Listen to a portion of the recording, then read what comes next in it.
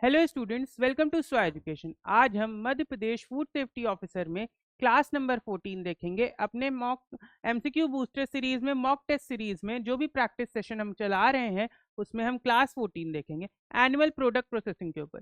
इसमें हम और भी मीट और मिल्क से रिलेटेड क्वेश्चन सॉल्व करेंगे, अडल्ट्रेशन से रिलेटेड क्वेश्चन सॉल्व करेंगे। तो चलिए स्टार्ट करते हैं आज की क्लास।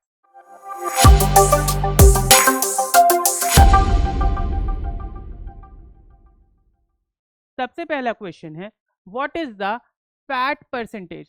क्या पूछ रहा है? फैट परसेंटेज के बारे में पूछ रहा है, रेंज पूछ रहा है। फैट परसेंटेज के बारे में पूछ रहा है और रेंज पूछ रहा है, मतलब यहां से यहां तक एक रेंज पूछ रहा है। फॉर क्या प्रोडक्ट का नाम कौन सा लिखा है? लो fat cream. Low fat cream में लो फैट मतलब जिसका फैट कंटेंट कम है, एक होता है मीडियम, एक होता है हाई फैट, उसमें फैट परसेंटेज पूछ रहा है किसके according? As prescribed by FSSAI food safety standard authority of India के अनुसार फैट परसेंटेज की रेंज पूछ रहा है, फ्रॉम हाई टू लो, या कितनी रेंज है from X to Y for low fat cream. Low fat की एक लो फैट कैटेगरी में, लो फैट क्रीम की कैटेगरी में कितना फैट परसेंटेज होना चाहिए ये पूछ रहा है। ऑप्शंस देखते हैं, 10% से 40%, 20% से 45%, 45 से 60% या 50 से 75%। कितना फैट परसेंटेज होना चाहिए लो फैट क्रीम में? अगर कोई प्रोडक्ट पे लो फैट क्रीम लिखा है तो उसमें कितना परसेंटेज कहाँ से कहाँ तक रेंज में होना चाहिए, कहाँ से कहाँ तक वाली रेंज में फैट परसेंटेज होना चाहिए ये पूछ रहा है। कितना होना चाहिए आपके अकॉर्डिंग? लो फैट क्रीम में हमारा करेक्ट ऑप्शन ए है, 10 से 40%। 10 से 40% तक होना चाहिए, मतलब 10 से 40% फैट होना चाहिए, मतलब 10% मिनिमम, 10% मिनिमम और 40% मैक्सिमम। इससे ज्यादा नहीं होना चाहिए। मिनिमम 10% होना चाहिए, मतलब 10% से नीचे नहीं होना चाहिए, और मैक्सिमम 40% होना चाहिए। लो फैट अगर लिखा है तो उसमें 40% से ज्यादा फैट नहीं होना चाहिए। और इसी तरह एक होती है मीडियम फैट, जिसका फैट परसेंटेज होता है 40 से 60।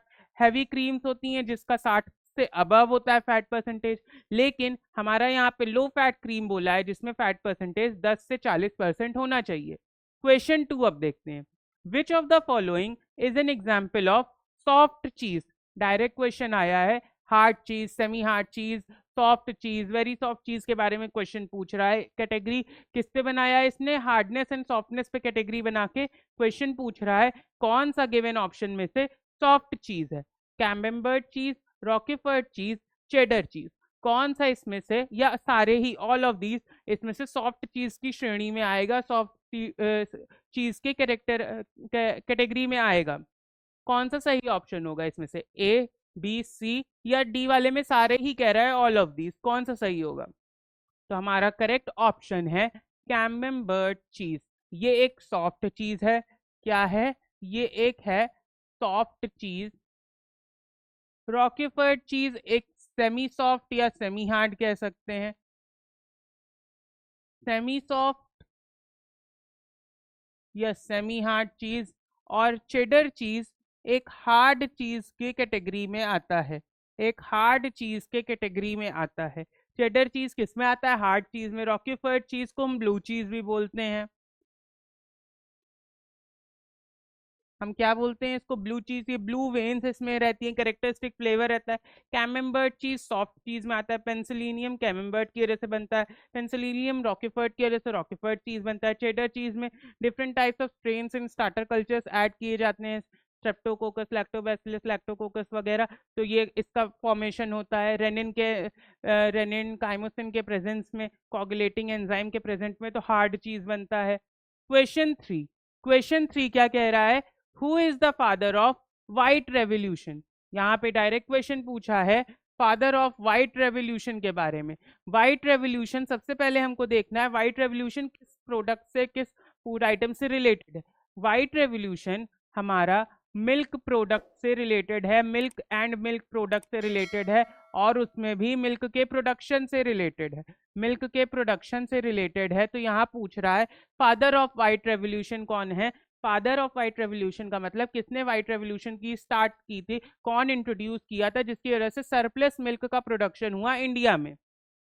MS Swaminathan, V Kurien, C Subramaniam, या नन ऑफ दीज? इसमें से कौन सा करेक्ट ऑप्शन होगा ABCD में से कि फादर ऑफ व्हाइट रेवोल्यूशन किन्हें बोला गया, या इस सारे ही ऑप्शन में से नन ऑफ दीज होगा कि मतलब इसमें वो नाम ही नहीं है जो फादर ऑफ व्हाइट रेवोल्यूशन जिनको कहा जाता है? हमारा करेक्ट ऑप्शन होगा डॉक्टर वर्गीज कुरियन।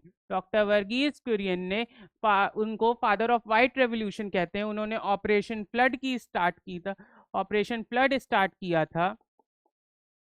क्या स्टार्ट किया था? ऑपरेशन फ्लड स्टार्ट किया था, ऑपरेशन फ्लड की स्थापना की थी, इंट्रोडक्शन करवाया था। क्यों? ताकि इंडिया एक सरप्लस मिल्क प्रोडक्शन वाला कंट्री बन जाए, मिल्क प्रोडक्शन वाली कंट्री बन जाए। और इसी ऑपरेशन फ्लड के कारण आज वर्ल्ड में इंडिया की पोजीशन फर्स्ट है इन मिल्क प्रोडक्शन। इसी मिल्क ऑपरेशन फ्लड के कारण आज वर्ल्ड्स नंबर 1 रैंकिंग में मिल्क प्रोडक्शन में आता है इंडिया। फर्स्ट रैंक होल्डर है मिल्क प्रोडक्शन में इंडिया। क्वेश्चन 4 क्या कह रहा है? UHT मिल्क, क्वेश्चन 4 कह रहा है UHT मिल्क, क्वेश्चन 4 कह रहा है UHT milk packages. UHT milk packages मतलब यहाँ पे पूछ रहा है अल्ट्रा हाई टेम्परेचर वाले मिल्क, अल्ट्रा हाई टेम्परेचर वाले मिल्क।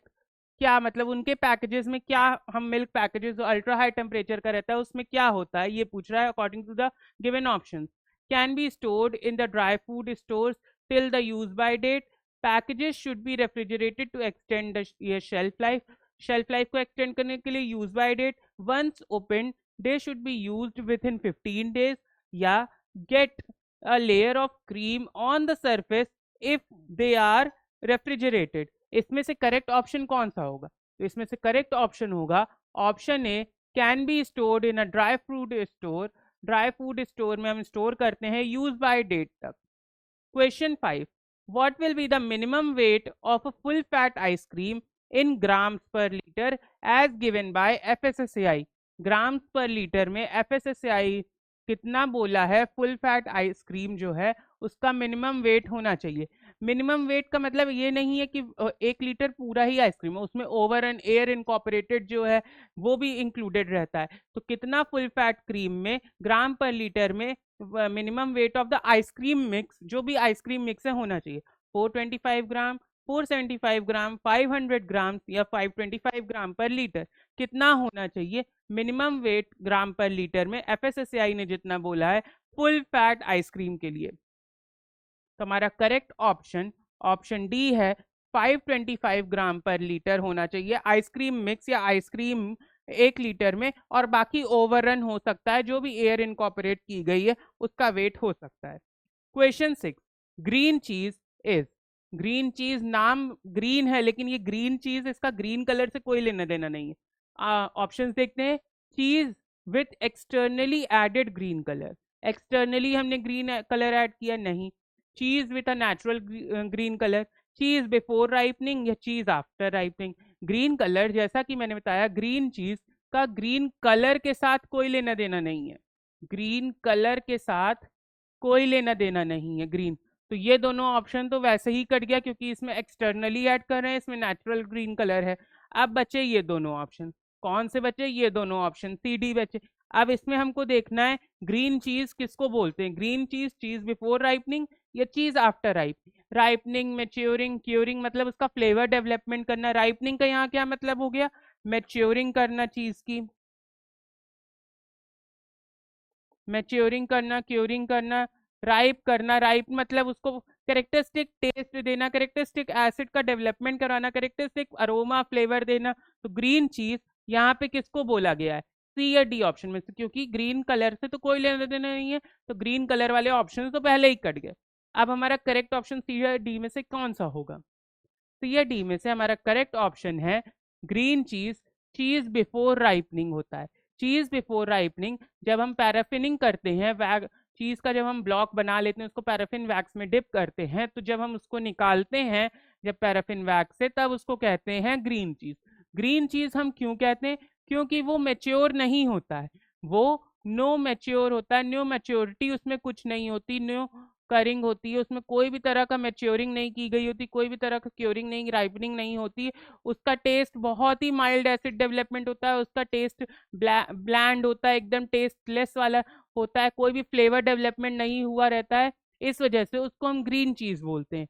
और चीज आफ्टर राइपनिंग को हम मैच्योर्ड चीज बोलते हैं, जिसका sharp characteristic aroma acid development हो चुका रहता है। तो हमारा चीज बिफोर राइपनिंग होता है ग्रीन चीज, चीज आफ्टर राइपनिंग होता है मेच्योर्ड चीज, जिसको हम 6 महीना से 2 साल रख के उसकी मेच्योरिंग करते हैं, प्रॉपर तरीके से उसमें फ्लेवर डेवलप हो सके, करेक्टरिस्टिक फ्लेवर आ सके, एक पंजेंट एसिड डेवलपमेंट वाला फ्लेवर आ सके। और ग्रीन चीज जो होता है उसमें माइल्ड एसिड डेवलपमेंट होता है, कोई भी अरोमा नहीं होता है, एकदम ब्लैंड टेलो टेस्ट होता है ये इस, और रबरी होता है, इसका फीचर्स भी रबरी होते हैं, सॉफ्ट होता है, हार्ड नहीं होता है दिस राइपेंड चीज, क्योंकि इसमें अभी डेवलपमेंट प्रॉपर तरीके से चीजों का हुआ नहीं, इस वजह से। नेक्स्ट क्वेश्चन देखते हैं। क्वेश्चन 7 है, what is the minimum fat percentage of white butter. यहाँ पे ध्यान देने वाली बात यह है, कौन सा बटर पूछ रहा है, वाइट बटर पूछ रहा है। कौन सा बटर पूछ रहा है, वाइट बटर पूछ रहा है, as prescribed by FSSAI. FSSAI ने कितना मिनिमम फैट परसेंटेज बोला है वाइट बटर में, ये पूछ रहा है। 70%, 76%, 80%, 82%, कितना फैट परसेंटेज होना चाहिए वाइट बटर में एज प्रिस्क्राइब्ड बाय एफएसएसएआई। एक वाइट बटर होता है, एक टेबल बटर होता है। तो अब यहाँ पे एक ट्विस्टेड टाइप का क्वेश्चन आया, इंपॉर्टेंट क्वेश्चन भी है, आ सकता है आपके एग्जाम्स में, कि व्हाइट बटर में कितना फैट परसेंटेज होता है, मिनिमम इतना फैट होना चाहिए व्हाइट बटर में, 70%, 76%, 80%, 82%, कितना होना चाहिए। तो व्हाइट बटर में हमारा फैट परसेंटेज मिनिमम 76% होता है, लेकिन टेबल बटर में एफएसएसएआई ने बोला है मिनिमम 80% तक फैट होना चाहिए, मिनिमम 80% तक फैट परसेंटेज, मिनिमम 80% तक फैट परसेंटेज होना चाहिए हमारे टेबल बटर में, और वाइट बटर में हमारा 76% तक होता है। तभी मैंने बोला कि यहाँ पे प्रोडक्ट का नाम जरूर पढ़ना है ध्यान से, कि कौन सा बटर बोल रहा है, बटर देख के आंसर को मार्क नहीं कर देना कि हाँ 80% होगा। यहाँ पे व्हाइट बटर बोला था, व्हाइट बटर में 76% मिनिमम फैट होना चाहिए, वहीं टेबल बटर में, नॉर्मल बटर में 80% तक मिनिमम फैट होना चाहिए, उससे ऊपर होना चाहिए, उससे नीचे नहीं होना चाहिए। मिनिमम मतलब उतना तो होना ही चाहिए, as prescribed by FSSAI, as given by FSSAI rules regulation norms.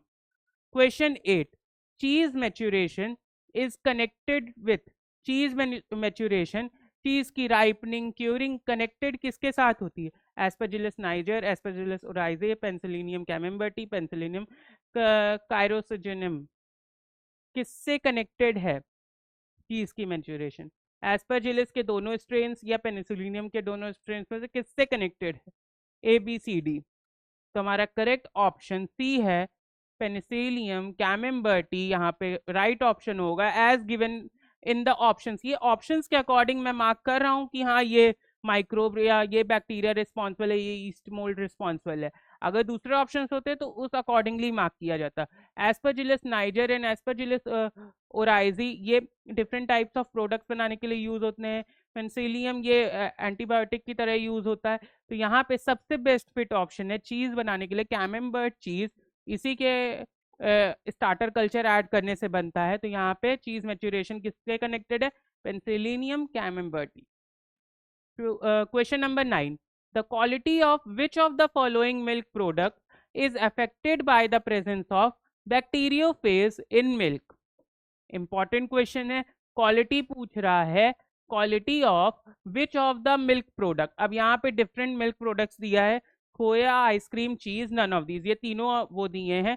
तो यहाँ पे पूछ रहा है कौन से मिल्क प्रोडक्ट की क्वालिटी अफेक्ट होएगी by the presence of bacteriophage, किसके प्रेजेंस से, bacteriophage.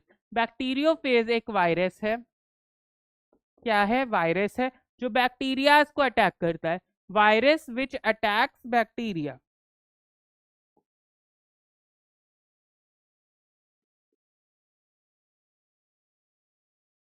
Virus which attacks bacteria, जो बैक्टीरिया को अटैक करता है, जो बैक्टीरिया अब हमारा क्या यहाँ रोल प्ले कर रहा है, बैक्टीरिया ही तो सारा रोल प्ले कर रहा है हमारे डिफरेंट प्रोडक्ट्स बनाने के लिए। बैक्टीरिया का ही तो हम स्टार्टर कल्चर ले रहे हैं, इनोक्यूलेटिंग एजेंट की तरह हम बैक्टीरिया को ही ले रहे हैं अपना एक कैरेक्टरिस्टिक प्रोडक्ट बनाने के लिए।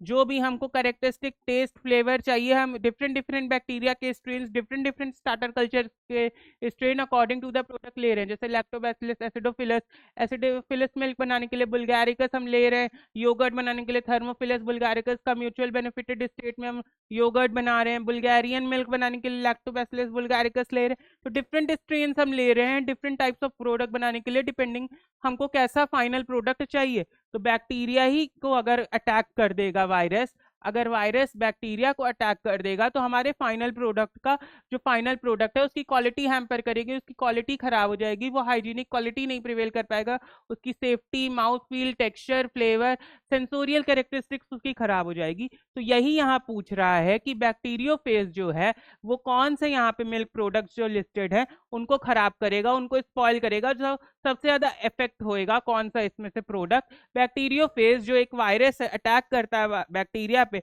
अगर बैक्टीरिया पे अटैक करेगा तो हमारा स्टार्टर कल्चर अपना करेक्टरिस्टिक्स प्रॉपर्टी नहीं शो कर पाएगा। मान लीजिए कोई शार्प टैंगी फ्लेवर दे रहा है या शार्प कलर दे रहा है, अरोमा दे रहा है, वो नहीं शो कर पाएगा क्योंकि वो खुद अटैक हो चुका है वायरस द्वारा। तो इस तरह कौन सा प्रोडक्ट सबसे ज्यादा हैम्पर करेगा, कौन से प्रोडक्ट का इसमें से गिवन लिस्ट में से सबसे ज्यादा स्पॉइलेज क्रिएट होने की संभावना है बैक्टीरियोफेज के अकॉर्डिंग, या वो प्रोडक्ट बन ही नहीं पाएगा क्योंकि वो अपना जो भी हम स्टार्टर कल्चर उसमें डाल रहे हैं वो बैक्टीरिया है, तो वो वर्क ही नहीं कर पाएगा क्योंकि उसके ऊपर खुद ने वायरस ने अटैक कर दिया है। कौन सा प्रोडक्ट होगा, तो हमारा करेक्ट ऑप्शन है सी। सी हमारा करेक्ट ऑप्शन। आइसक्रीम एंड खोए में स्टार्टर कल्चर जनरली नहीं ऐड करता, रोल उतना नहीं होता है, नॉन सिग्निफिकेंट ये है कि मतलब हम उसमें स्टार्टर कल्चर डालें। चीज में हम एवरी स्टेज पे हम डिफरेंट डिफरेंट चीज को प्रोड्यूस करने के लिए हम डिफरेंट डिफरेंट स्टार्टर कल्चर्स डालते हैं, जैसे Roquefort starter culture, Camembert starter culture, lactococcus, streptococcus वगैरह स्टार्टर कल्चर डालते हैं। तो अगर वही अटैक हो जाएगा, उसी पे अटैक हो जाएगा तो मेरा चीज मैच्योर नहीं हो पाएगा, हमारे चीज का अच्छे से फ्लेवर डेवलपमेंट नहीं होगा, हो सकता है हमारा चीज बने ही ना। इसलिए बैक्टीरियोफेज द्वारा सबसे ज्यादा इफेक्टेड यहाँ पे इस क्वेश्चन के अकॉर्डिंग, इस गिवन ऑप्शंस के अकॉर्डिंग चीज सबसे ज्यादा इफेक्ट होएगा, चीज जो प्रोडक्ट है वही सबसे ज्यादा इफेक्ट होएगा। क्वेश्चन 10 क्या कह रहा है, the freezing point, freezing point पूछ रहा है काउ मिल्क का, किसका, काउ मिल्क का in degree Celsius. Freezing point क्या है, फ्रीजिंग पॉइंट जहाँ पे दूध जमना स्टार्ट होता है, इक्विलिब्रियम कंडीशन आती है फ्रीजिंग पॉइंट की। अब फ्रीजिंग पॉइंट यहाँ पे देख सकते हैं सारे नेगेटिव में, मतलब depression in the freezing point हो रहा है। डिप्रेशन क्यों हो रहा है, ड्यू टू सॉल्युबल सॉलिड्स। क्यों हो रहा है, ड्यू टू सॉल्युबल सॉलिड्स।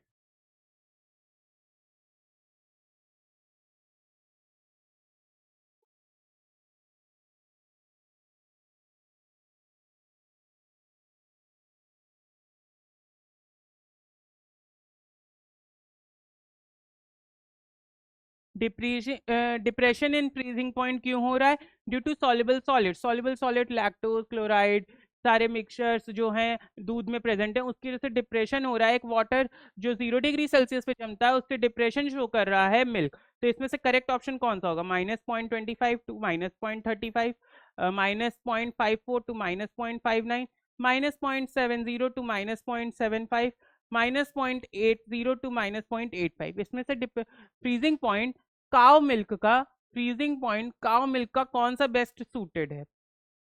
एक और पॉइंट है अडल्ट, फ्रीजिंग पॉइंट से हम अडल्ट्रेशन भी चेक कर सकते हैं। अडल्ट्रेशन चेक करने के लिए हम फ्रीजिंग पॉइंट देख सकते हैं, जैसे वाटर मिला दिया तो नियर क्लोजर हो जाएगा फ्रीजिंग पॉइंट 0 के। तो हमारा करेक्ट ऑप्शन है option B. Option B -0.54 to -0.59 हमारा फ्रीजिंग पॉइंट होता है। देख सकते हैं स्लाइट डेविएशन है, स्लाइट डिक्रीज है, डिप्रेशन है फ्रीजिंग पॉइंट में as compare to water. Water का फ्रीजिंग पॉइंट जो होता है वो 0 डिग्री सेल्सियस होता है, वो डिप्रेशन शो कर रहा है मिल्क का freezing point. Question 11, the titratable acidity of buffalo milk is in the range of. अब टाइट्रेबल एसिडिटी क्या होती है, दो टाइप की एसिडिटी होती है मिल्क में। एक होती है नेचुरल एसिडिटी, जिसको हम अपेरेंट एसिडिटी भी बोलते हैं, एक होती है डेवलप्ड एसिडिटी जिसको हम रियल एसिडिटी भी बोलते हैं।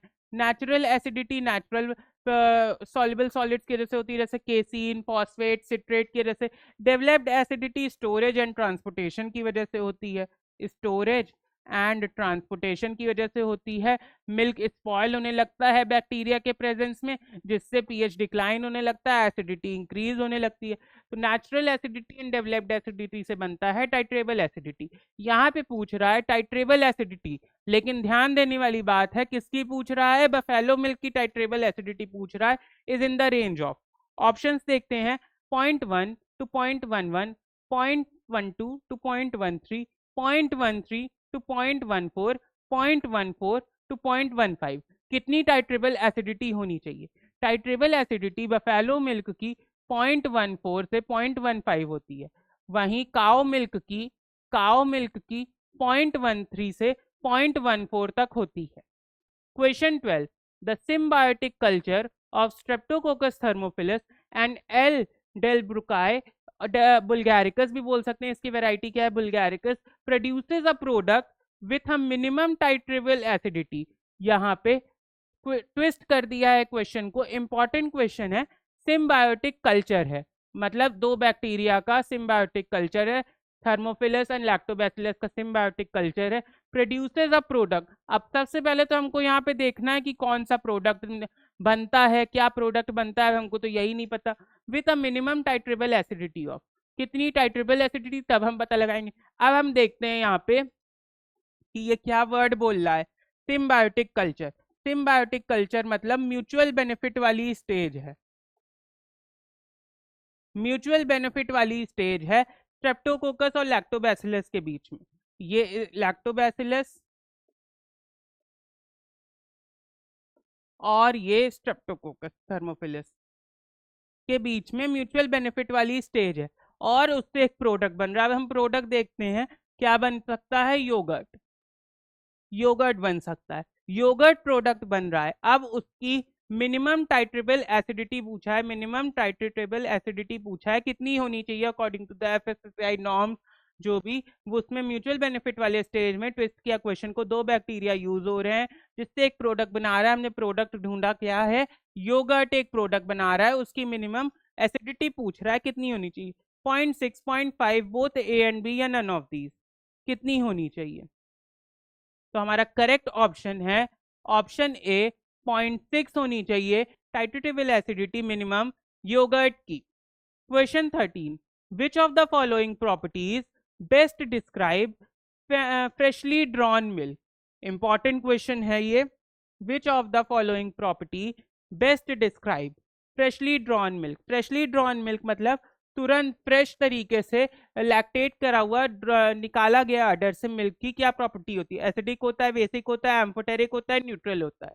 तो हम देख सकते हैं, हम बता सकते हैं कि हमारा freshly drawn milk amphoteric nature का होता है, मतलब वो दो तरीके से शो करता है। लिटमस पेपर पे टेस्ट जो होता है, रेड लिटमस टर्न्स ब्लू या ब्लू लिटमस टर्न्स रेड, तो वो एम्फोटेरिक में दोनों ही लिटमस पेपर को दोनों ही कलर में टर्न कर देगा because of the amphoteric nature.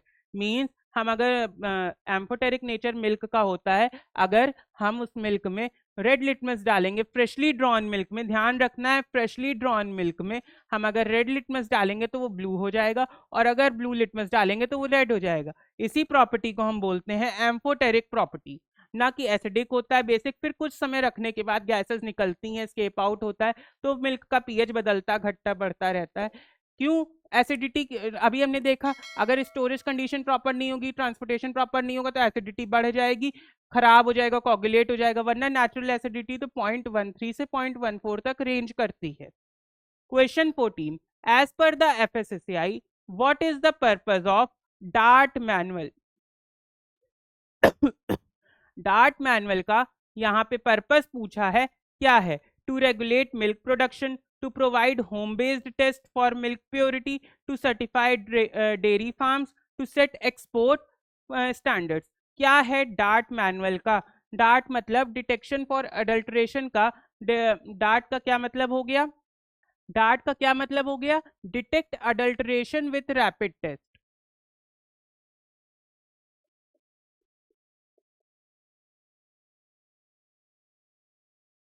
Detect adulteration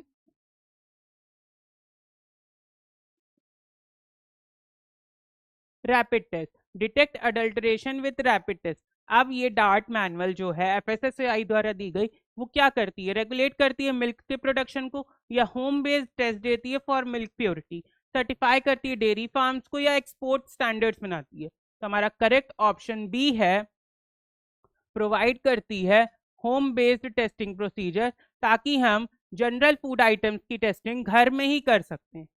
question 15, what is the energy value of the cow milk. यहाँ पे एनर्जी वैल्यू पूछ रहा है, डायरेक्ट क्वेश्चन पूछ रहा है एनर्जी वैल्यू का, काउ मिल्क की कितनी होती है, 25 कैलोरी पर 100 ग्राम, 50 कैलोरी पर 100 ग्राम, 75 कैलोरी पर 100 ग्राम, या 100 कैलोरी पर 100 ग्राम।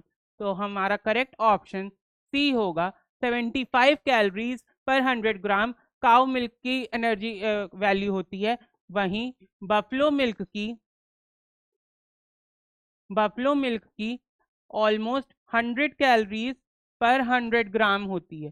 वहीं बफलो मिल्क की ऑलमोस्ट 100 कैलोरीज, ये रेंज करती रहती है depending upon the stage of lactation, depending upon the breed, कैसा फीडिंग दी गई है, क्या ब्रीड है, कौन सी वेराइटी की काव है, बफलो है, तो उस पर रेंज करती है। जैसे काव मिल्क का ही 65 से 75 तक रेंज करता रहता है energy value.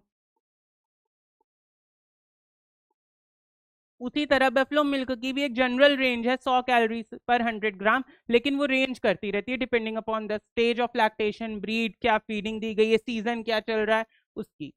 Question 16, which of the following statement for drop test. अब यहाँ पे नाम दे दिया drop test, drop test can detect water adulteration in milk.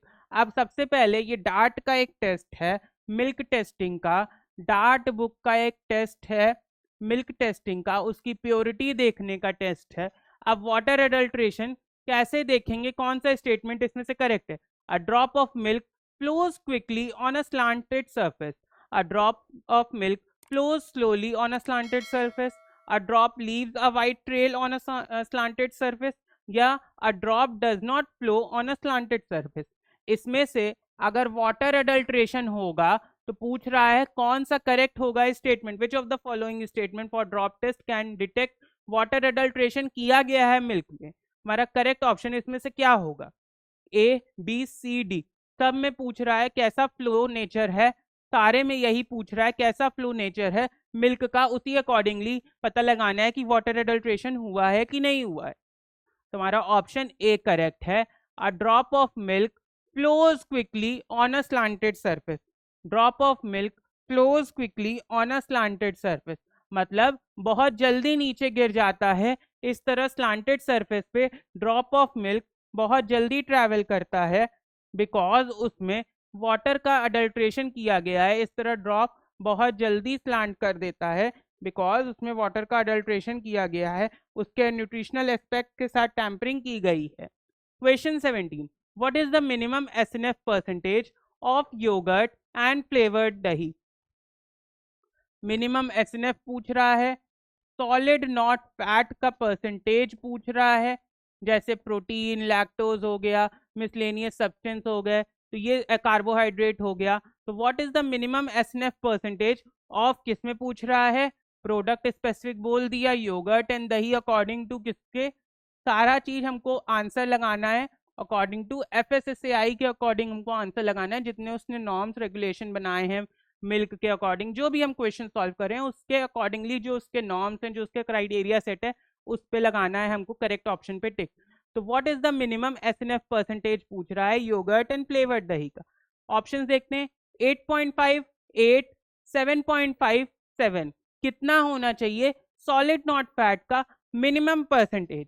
Solid not fat का कितना पूछ रहा है, मिनिमम परसेंटेज पूछ रहा है, कितना होना चाहिए फ्लेवर्ड दही और योगर्ट में, तो कितना होना चाहिए ए बी सी डी में से 8.5, 8, 7.5 या 7, कितना होना चाहिए। तो हमारा करेक्ट ऑप्शन है 8.5। 8.5 हमारा मिनिमम परसेंटेज ऑफ एसएनएफ होना चाहिए योगर्ट एंड फ्लेवर्ड दही में। 18th question number 18, let down of milk, important question है। Let down of milk is initiated by which hormone. यहाँ पे हार्मोन का क्वेश्चन पूछा गया है, वो किससे इनिशिएट होता है, कौन से हार्मोन से? Prolactin, lactogen, oxytocin, lactopoietin. किस हार्मोन से let down of milk initiate होता है? मतलब मिल्किंग, हम मिल्क रिलीज होने लगता है मैमरी ग्लैंड से, अडर से मिल्क हम निकाल सकते हैं, मिल्क रिलीज होने लगता है, या ह्यूमंस में किससे होता है पूछा है। हमारा करेक्ट ऑप्शन है ऑक्सीटोसिन। ऑक्सीटोसिन से मिल्क रिलीज की प्रक्रिया स्टार्ट होती है और प्रोलैक्टिन से मिल्क फॉर्मेशन, मिल्क के प्रोडक्शन की प्रक्रिया स्टार्ट होती है। इससे मिल्क रिलीज की प्रक्रिया स्टार्ट होती है और इससे मिल्क प्रोडक्शन होता है, मिल्क प्रोडक्शन की प्रक्रिया स्टार्ट होती है। प्रोलैक्टिन ध्यान रखिएगा मिल्क प्रोडक्शन के लिए रिस्पॉन्सिबल है, लेकिन यहाँ पूछ रहा है लेट डाउन ऑफ मिल्क, मतलब निकल रहा है मिल्क अडर से, हम मिल्क का रिलीज हम करवा रहे हैं किस हार्मोन की वजह से? ऑक्सीटोसिन की वजह से। Question 19, all milk and milk product should be stored at temperature. Important question है, all milk and milk product should be stored, किस टेम्परेचर पे स्टोर होना चाहिए ये पूछ रहा है। Below 6 degree Celsius, ideally at -18 degree Celsius, between 1 degree Celsius to 5 degree Celsius, which has been fixed and is same for all milk product and which will vary from product to product. किसमें हमको milk and milk product को रखना चाहिए, कौन से temperature पे? 6 degree Celsius पे या -18 डिग्री सेल्सियस पे, 1 डिग्री सेल्सियस पे या 5 डिग्री सेल्सियस पे, या एक टेम्परेचर फिक्स कर दिया और सारे प्रोडक्ट्स को उसी पे रख देना चाहिए हमको, जितने भी मिल्क प्रोडक्ट्स है, मिल्क है, या वो प्रोडक्ट टू प्रोडक्ट वेरी करता है? तो हमारा करेक्ट ऑप्शन है ऑप्शन डी, वो प्रोडक्ट टू प्रोडक्ट वेरी करता है। मतलब हम कुछ प्रोडक्ट्स को किसी टेम्परेचर पे रखते हैं, कुछ प्रोडक्ट्स को किसी टेम्परेचर पे रखते हैं, depending upon the product characteristics, उसकी क्या रिक्वायरमेंट है, उस पर हम अपना टेम्परेचर, टाइम टेम्परेचर डिसाइड करते हैं। Question 20, lactic acid bacteria grow in milk. अब lactic acid bacteria grow in milk and convert it to of curd and improve its nutritional quality by increasing। जब lactic acid bacteria growth होती है, lactic acid bacteria की, lactic acid बनता है, मतलब lactose से lactic acid बनता है। क्यों? लैक्टिक एसिड बैक्टीरिया की वजह से न्यूट्रिशनल एस्पेक्ट उसके बढ़ते जाते हैं, तभी फर्मेंटेड फूड प्रोडक्ट की न्यूट्रिशनल क्वालिटी हाई होती है, थेरेपेटिक इफेक्ट होता है फर्मेंटेड फूड का, न्यूट्रिशनल क्वालिटी हाई होती है, थेरेपेटिक इफेक्ट होता है। क्यों होता है, क्या ऐसा इंक्रीज हो जाता है, कौन सा विटामिन इंक्रीज होता है? विटामिन सी, ए, B1, B12, कौन सा इंक्रीज होता है? हमारा करेक्ट ऑप्शन है विटामिन B12 सिग्निफिकेंटली इंक्रीज होता है फर्मेंटेशन करने से, लैक्टिक एसिड बैक्टीरिया उसको सिग्निफिकेंटली इंक्रीज करता है। तो ये था आज का हमारा पूरा लेक्चर, जो कि था मिल्क पे, क्लास नंबर 14 पे, पूरा मिल्क का MCQ बूस्टर सीरीज थी, जो होप करता हूँ आपको पसंद आया होगा। तब तक के लिए मिलते हैं नेक्स्ट क्लास में। अपनी पढ़ाई पर फोकस बनाए रखें, पढ़ते रहिए, आगे बढ़ते रहिए। धन्यवाद।